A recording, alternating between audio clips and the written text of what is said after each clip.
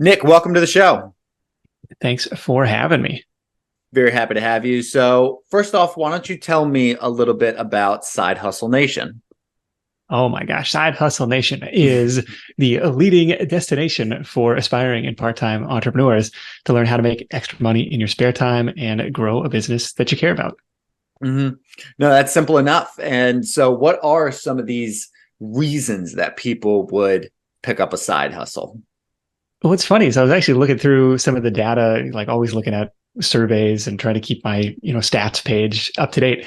And, the reason everybody cites is, well, yeah, I want a side hustle to make more money. Duh.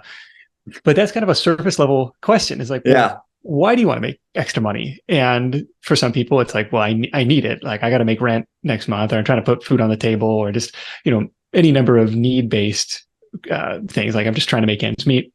And then for the other segment of the audience, like, well, it's something I want to do. I want to be able to make extra money. I want to be able to use my free time more effectively, more productively, which is what brought me into it. Like, I didn't like, I had a corporate job, a low paying corporate job, but it was enough to pay the bills. Like when I was first starting out, it was like, okay, how could I be a better steward of these extra hours that I have? And so that led me into trying to grow an online business. It might be like, I want to eventually build something that scales to the point where I don't have to work this corporate job anymore. It could be like, I just want to take a nice vacation with my family. It could be, I want to pay down my student debt. It could be any number of different reasons, but the money is the primary driver.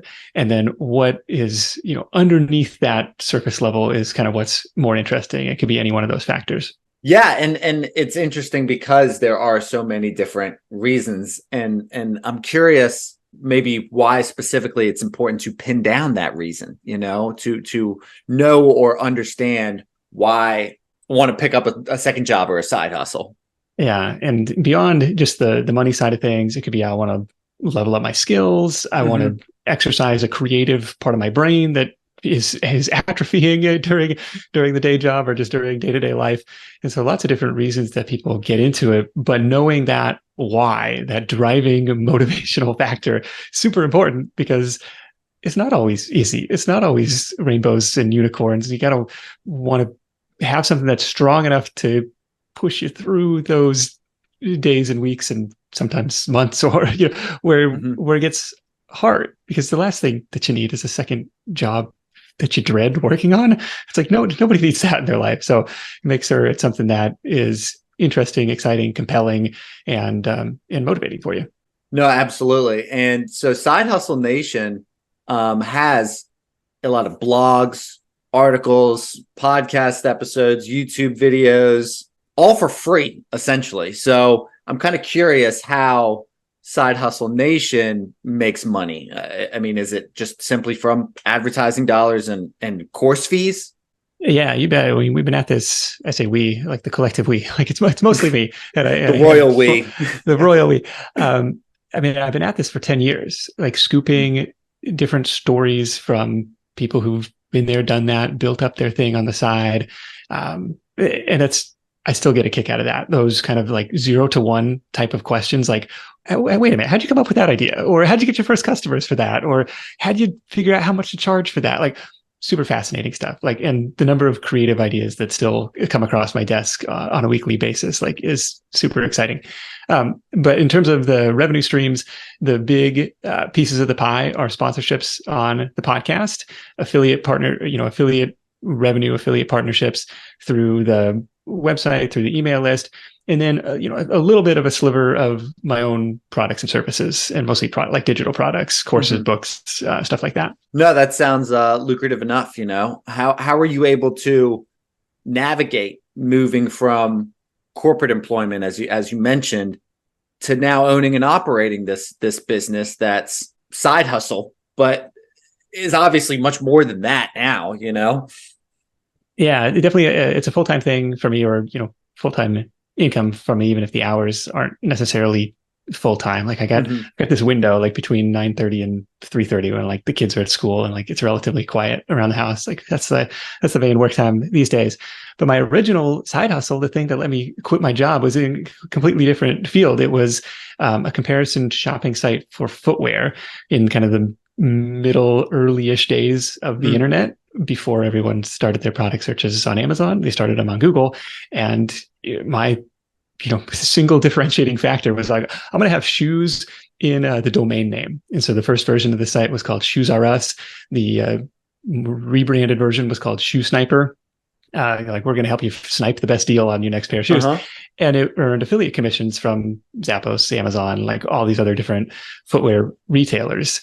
And that was like the 3 years of nights and weekends trying to build this thing up to the point where I felt comfortable giving notice at work, turning in the keys to the company car and saying, all right, I think I'm going to be a full-time, internet shoe salesman. I kind of naively thought that could just do that in perpetuity. But like a lot of businesses, it had a finite lifespan. And so I was really grateful to have started a bunch of different projects on the side from that. For full disclosure, most of those died a quiet death in some, lonely corner of the internet. A couple of them did stick around. One was a virtual assistant directory that I started in 2011, sold in 2020.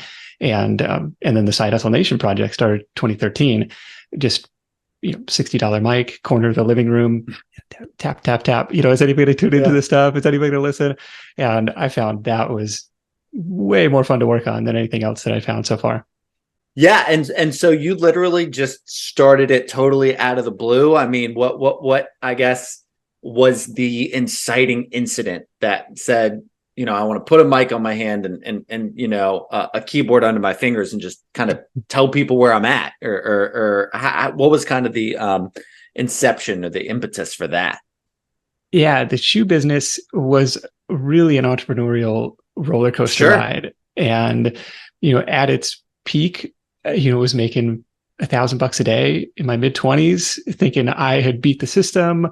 I had outsmarted the game. I was like, look, I'm a genius. I got this, whole margaritas on the beach lifestyle, 4-hour work week thing figured out.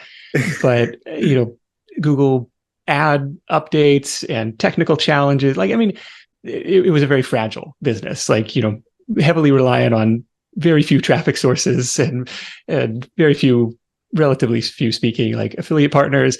And it had its ups and downs. And it was during one of those downs where it was like, well, what do you and a lot of the same questions I'll turn around and ask Side Hustle Show listeners, like, well, what do you never get tired of talking about? And for me, like the idea of that 0 to 1 kind of thing, like this business liftoff, creative business ideas, interesting ways people are making extra money, like deconstructing those businesses. Where does the revenue come from? How did they find customers? Like that stuff was and still is really fascinating to me. It was like the question of, well, what do other people ask you for help with? And it's like, well, I'd already been full-time for several years doing this online business thing. So I had some level of perceived expertise in that area and like those type of things. And, what do you have experience in? And kind of like the intersection of those led to starting the Side Hustle Nation site. No, that's amazing. And so you're able to, the way that you talk about it is more of like a community than a business. What was the reasoning for that? I mean, was that just like a natural inclination? Was that a conscientious choice that you made? Or am I off base in reading that? Because the way that you talk about it feels more like, it's a community. We network and we give and take our ideas. And I think there's something really passionate there. Was that just a natural occurrence, or was that kind of, a little bit of the goal? It's definitely evolved into that. And that's something that probably didn't anticipate or probably didn't give a lot of credit to early on.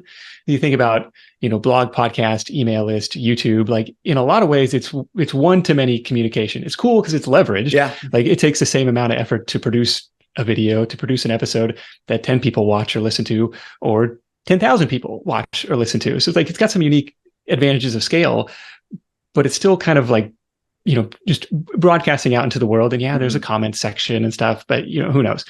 What was really interesting, and I kind of found this out through just doing it, and relatively small listenership numbers in those early months and early years even, but people wanted to connect with each other. And so like, I think 2015, maybe a couple years deep into the project, started the Side Hustle Nation, like Facebook community. And Facebook isn't what it once was, but like that was the place where people wanted to come and hang out.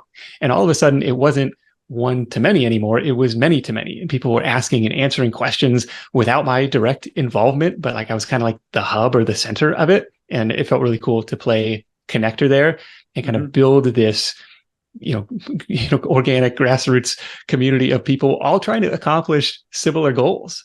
And I thought that was a lot of fun. Well, yeah. And I think there's definitely something to be the glue guy. A lot of CEOs and founders are pretty much delegators. They're at the top of the food chain and like to tell people how to execute their vision a little bit. But I definitely see you more as like a glue guy that's kind of just like in the middle of the room, bringing everyone else together. And I think there's something really zen there. So what advice?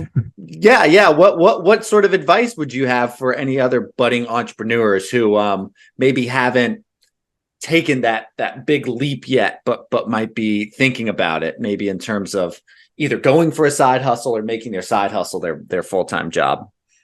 Yeah, that's the funny thing about podcasting is, sometimes people who would not give you the time of day or they charge, $1,000 an hour for their consulting, all of a sudden you say, well, I got a podcast. You want to jump on a recording? And they're like, yeah, sure, let's do this. Yeah. So it's kind of a weird icebreaker in that way.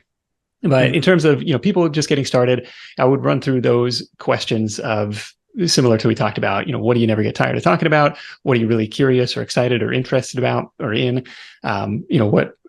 What areas do you have some perceived expertise or knowledge or experience in? Like those kind of things. Like, and you're looking for overlap or intersections where you might be able to carve out something that's slightly to the side of what's already out there. Like you don't need to reinvent the wheel. In fact, it may be risky to do so, but like if there's proven demand for, dry cleaning or, lawn care or gutter cleaning, like all of those are totally viable businesses. You don't have to come up with something never before seen. But it's like, okay, how can I add my unique spin to it? Maybe I'm going to sell it in a different way, or I'm going to, whatever it may be. We had, so many creative stories on the show, but kind of starting from that place of what problem can I solve? And it doesn't have to be super unique, but just, something that you're excited about either on the online business side or the in-person side to say, because that's what people tend to pay for. Like make this pain, make this problem go away for me. And so you're hearing a lot of these ideas on the ground floor is kind of what I'm hearing you say. I feel like in the past, people came up with an idea and then executed it. Right. And so now it feels like more businesses are, their foundation is to innovate upon an already conceptualized idea, where it's not like, I want to make shoes for dogs. It's like, I want to make shoes for this specific size of dog, where it's kind of like more of a spin on an idea that's already happening, where it's innovative.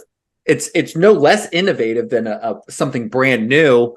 But it's kind of more like putting a bunch of different things in a blender and then making it that way. Is that a misread? Do you find that to be accurate? You're a little more hands-on with these people, so I'm curious your thoughts on that. Oh, we do see what you're describing is kind of like this ultra nichification, if that's probably not a word, but I like it. Trying to, I solve this problem for this very specific customer, and this is how I do it, and this is why we're different or better, or this is how we do it for everybody else, and maybe we're trying to like self-select a customer base in that way. And if we give the example of like, maybe a common pain point is a dirty house, and the business ideas, that's the problem. The business ideas, usually take one of three forms, like product, service, or content. We're like, I'm going to build an audience around this. And so the service side is like, oh, house cleaning service. Like somebody comes and they wash the windows, they mop the floors, like whatever. And you could outsource that stuff. You can play matchmaker and like lots of fun ways to play around with that. There's products to help you do this, like we just got a robo vacuum a few months ago, like best purchase of the year. Like it's fantastic. I don't sweep anymore. It just like runs every night, does its thing. So there's products in that space, and then there's content in that space. You can watch, you can read the Marie Kondo life-changing magic of tidying Sure. up. There's Yeah. all sorts of like decluttering YouTube videos, and like there's lots of different people approaching it from a content side, but all centered on that same problem. So you can find problems first, then which path you choose to go out and sell a solution may vary based on skills and interests and expertise. Mm-hmm. No, I think there's something extremely valid there. I heard a story about the guy who pretty much made 5-Hour Energy, wanted to make an energy drink, but instead of putting it near the energy drinks, he made it smaller and put it at the front of the store, where you check out. So it's not even like unique product, unique placement. Yeah. It was just a little bit of the differences, the unique placement and kind of, I think the content space has kind of been able to shoehorn different ways that we can see and have access to products. This is an upcoming episode, and I wish I had it in this room, but it's like this little silicone strap that goes on the back of your Kindle, so you can like hold it like without gripping it, like just kind of a hands-free. I guess you're still using your hand, but like just it holds your hand to the device, kind of like a glorified pop socket type of thing. And the inspiration came from like, mom, doom scrolling, breastfeeding late at night. This probably isn't the healthiest thing. I should read instead. But then drops the Kindle on the baby's head. Baby's all upset. She's like, there's got to be a better way. And like, why is there no strap or something? And so they're selling the crap out of these by, really targeting a lot of influencers on TikTok and other platforms, like, Kindle groups, like reading groups, book clubs and stuff. Like, hey, have you heard of this thing? And it's like, man, what a cool idea. Every time I hear one of these, like, dang, it's so simple. Like, why didn't I think of that? Like, I know that's a great, it's a really cool innovation or invention. Yeah. And the hardest part of that, I would argue, at least with all the people that I talk to on this show, is it's not even I wish I had that idea. It's the person who has that idea and doesn't know how to find the right people to help them execute that idea, or to buy that idea, or to invest in that idea. Is that the same from your experience? I mean, do you see people with great ideas that just don't know how to execute them, or don't know how to find their target audience? Is that more hard or difficult than coming up with the idea or the innovation? Yeah, ideas are cheap. It's really the execution that pays the bills. It can be really challenging to, I don't know. I've seen people on both sides of the fence. There's the idea people who are like pulled in 100 different directions, like, oh, this sounds so cool. And I've been there at certain stages of my life. And other people are like, if I only had a great idea, I could really knock it out of the park. And it's like, well, it's not always that easy. And there's definitely such a thing as ideas being too heavy for liftoff. Like early on, I wanted to build like, Pinterest meets affiliate marketing meets a personal assistant. Like, hey, you see this cool outfit on Pinterest and you pin it, and, our assistants would, tell you where you could find that particular item, and they would find the best price for you, and they would collect an affiliate commission if you went out and sold it. And it was like, I don't know the first thing about making this happen. And so like you end up sitting on it because you don't know. But it is a cool idea. And then it's like, step. So then what? Yeah. Yeah. And it kind of just ends up sitting perpetually on the, idea list. You're like, I don't know. So you kind of have to break it down into really small, actionable chunks. Because it's even some of the projects today, it's like, I'm never going to have an uninterrupted 36-hour block of time to figure out a new project management tool. So it just sits there for weeks, sometimes months at a time. And you kind of, well, okay, if I chunk this down to like the first step, maybe it's documenting, the requirements, and maybe it's like, learning, watching some comparison videos, or maybe it's like for my particular use case, watching the video about Notion, Asana, ClickUp, like, start to build their comparison and say like, is this going to work for me? And then, starting to build that out. And sometimes it is just about timing, I mean, technology catches up to things to where it could make it an easier liftoff. So then trying to fit this square peg in a round hole might not work because technology just isn't there, or public appeal just isn't there. So it's nice to kind of, at least for in my experience, especially being in like the creative space, I just need to like sit on an idea for a little bit until maybe people are interested in that, in the zeitgeist, or willing to invest in it, or, people have a little bit more experience in a specific field to be able to help execute it, that sort of a thing. So if you can that's something like really important to touch on. Like if you can be an early adopter, even though it probably feels like it's late to you, there may be a big advantage to play in that space. Like I think I've been on the receiving end of a rising tide of interest in side hustles over the last 10 years. Certainly didn't invent the term. Entrepreneur interview podcasts certainly existed in 2013. It felt crowded. Like, did the world really need another one? Yet it was still early. Of course, hindsight showed that it still was early, and there was still room to carve out some space there. And we've seen the same from people in the content business. Like, if you can be the first person or among the first people to write an article about, product X versus product Y, or, the review of this product, or just by virtue of being first, it's almost like a moat, and you have this perceived authority that comes with that. And especially like on the creating content side, like the tutorial content side, like how to do blah, blah, blah in Asana, like people will naturally assume you're the go-to person for that. And so if they want to hire a consultant, if they want to hire some help, like who are they going to call? Like you were the one who helped them out. No, and I think that's totally valid. Kind of being first to market, early adopters. And you mentioned, well, I want to talk about like the gig economy as a whole, because I think that was something that you were kind of early on, as you mentioned, but probably since, at least to my recollection, I think it really probably started taking off in like 2013. Like, I think you were on like the really good end of it. I know that I was working a lot of gigs when I was at school. So I'm curious, like DoorDash, Uber type of stuff. Yeah, definitely that sort of stuff. I mean, even like bartending, I would bartend part-time at 2 or 3 places instead of full-time at one place, because different environment, different people. You could have your friends visit you at these different places, which is better for all 3 businesses instead of one. I mean, even that is a gig economy.